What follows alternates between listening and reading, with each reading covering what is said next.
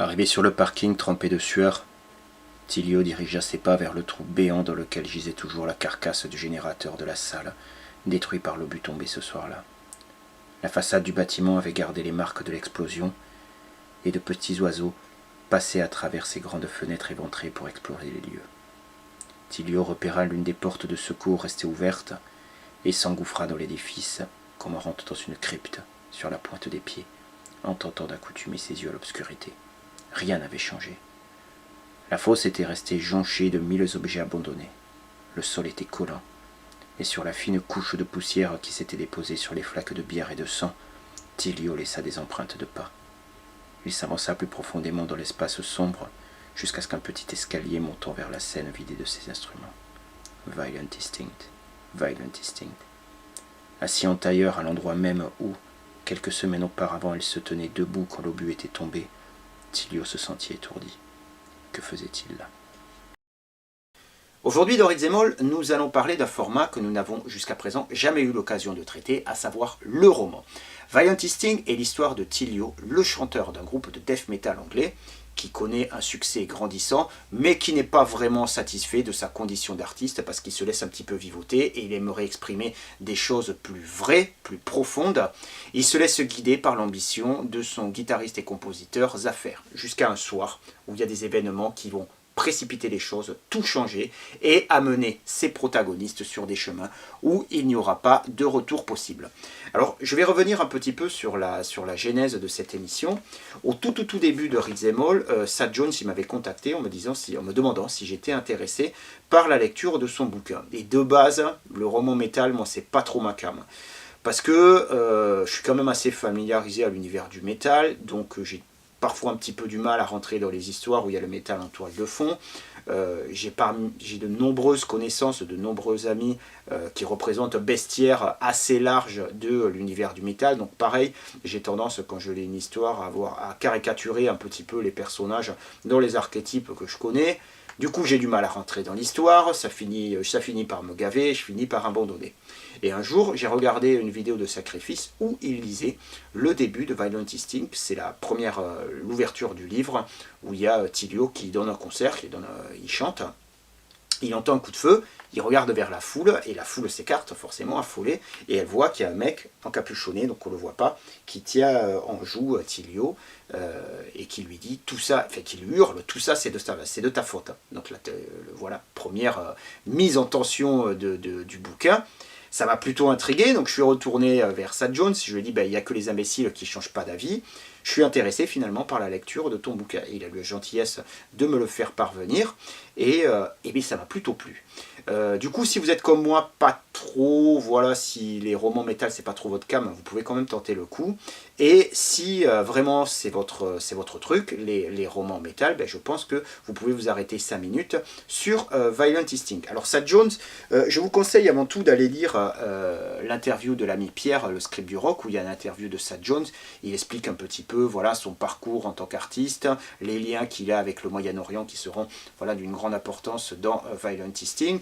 Pourquoi, enfin, c'est un gars, il apparaît tout le temps, il garde jalousement le secret de son identité, il a un masque, il est encapuchonné, il a une cape, des habits sombres, il a une plume en or, il apparaît tout le temps comme ça, que ce soit dans les festivals de métal, dans les salons du livre, quand il rencontre ses lecteurs, il est tout le temps comme ça. Donc ça ne doit pas être vraiment très facilitant au niveau de la communication avec les gens, mais ça donne un caractère un petit peu mystérieux qui colle assez bien, je trouve, avec ce qu'il écrit. Donc c'est son premier roman, c'est du do-it-yourself. Le deuxième devrait sortir apparemment très vite.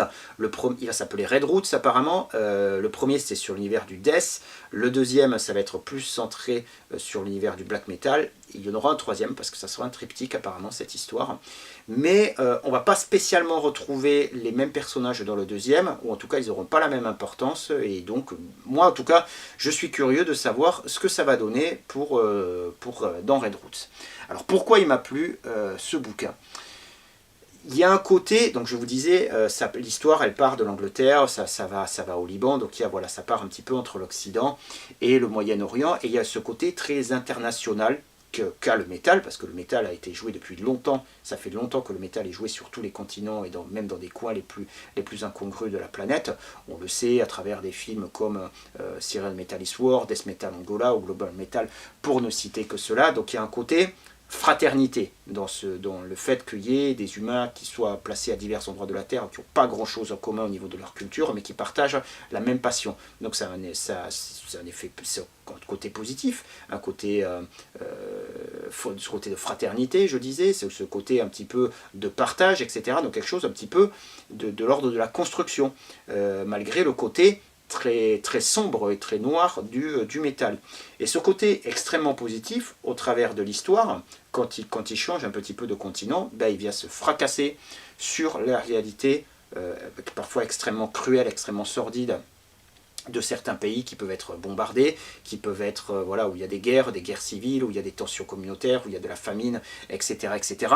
Je me souviens d'ailleurs à l'époque, dans VS, j'avais interviewé un groupe syrien, un groupe qui s'appelle Theoria, un groupe de black metal atmosphérique, et ils étaient signés chez Antique, et donc voilà, Léon, le patron de chez Antique, m'avait dit, bah, tu leur envoies les questions en fait par mail, ils te répondront. Et je trouvais qu'ils avaient ils avaient mis un petit peu du temps à répondre, et j'avais demandé au boss d'Antique, mais enfin, qu'est-ce qui se passe quoi en fait? Il m'avait dit, bah, ils se font bombarder en ce moment, la zone où ils habitent se fait bombarder, donc du coup, pas évident qu'ils te répondent tout de suite. Donc ça te ramène d'une part à une certaine humilité, puis tu vois que effectivement les mecs ils vivent pas du tout la même chose que toi qui est dans un pays en paix, et forcément le ressenti qu'ils ont par rapport à la musique, par rapport au métal, un échappatoire, une porte de sortie presque vitale.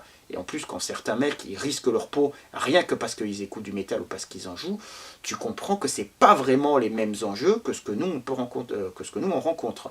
Même si ça enlève pas le côté extrêmement dur que peuvent avoir des conditions de vie parfois de certaines personnes en Occident. Mais tout ça, c'est plutôt bien articulé. Il y a ces Occidentaux qui rencontrent voilà, les personnes au Moyen-Orient, donc ils échangent un petit peu, voilà, c'est les parcours de vie qui se croisent, donc les idées politiques un petit peu se catapultent, les trajets, les parcours de vie se catapultent. Je trouve que c'est bien rendu dans ce roman, au travers en plus de la progression narrative qui part relativement cool et qui au fur et à mesure du roman, au fur et à mesure des événements commence à monter en pression jusqu'à un apothéose. Donc ça je trouve que c'est vraiment très bien, c'est vraiment une des forces du bouquin. En plus que ce soit plutôt intelligent dans la dynamique et plutôt bien écrit. Ensuite, l'autre chose qui m'a plu, c'est qu'au départ, donc il y a ces personnages, il y a Tilio, le chanteur un petit peu idéaliste, qui trouve pas en fait, qui trouve plus en fait dans ce qu'il fait de résonance artistique, contrairement au mec avec qui Zafer, le compositeur guitariste du groupe, qui lui vraiment est un carriériste, veut vraiment que son groupe soit le numéro 1, il sent en plus qu'ils ont le potentiel artistique et musical pour y arriver, et il est prêt à détruire tout ce qu'il y a sur son passage pour arriver à ses fins.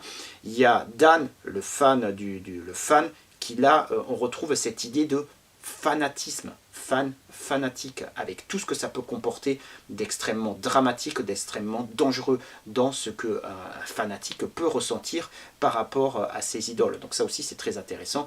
Et puis Marie, la bassiste libanaise, avec des convictions politiques extrêmement fortes, une passion de la musique très forte, mais des convictions politiques extrêmement fortes. Ça aussi ça fait résonance, le métal qui est politisé, j'ai tendance à dire qui même se politise de plus en plus. Donc tout ça, voilà, c'est un mélange assez intéressant. Mais ces personnages, au départ, ils m'apparaissaient un petit peu caricaturaux, archétypaux, caricaturaux, et qui représentaient un petit peu voilà, des archétypes qui me semblaient familiers. Et au fur et à mesure que l'histoire progresse, ils prennent de plus en plus de coffre, ils prennent de plus en plus d'ampleur. On découvre une psychologie qui est plus complexe que celle qu'on imaginait au départ, avec des contradictions, avec à des moments voilà, des choses qui sont surprenantes sur ce qu'ils ont à l'intérieur d'eux, sur leurs secrets, sur la manière dont ils voient les choses, sur à certains moments l'histoire les percute tellement, les démolit tellement certains que ça les change considérablement, ça change leur rapport au monde, etc. Et au final, ces personnages, ils se révèlent et ils amènent finalement, ils prennent aussi à bras le corps l'histoire pour amener du dynamisme de l'histoire et en faire quelque chose au final de vraiment très intéressant. Il y a une passion, on sent que Sad Jones est vraiment un passionné de métal, tous les chapitres en fait sont des titres de morceaux.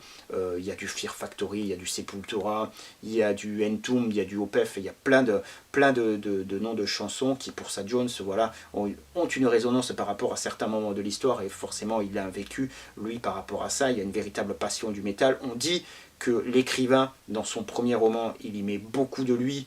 Je pense qu'il y a du vrai là-dedans. Il y croit, c'est un mec qui fait du do-it-yourself. Voilà, il n'est pas signé sur une maison d'édition, il fait tout ça tout seul, c'est un passionné.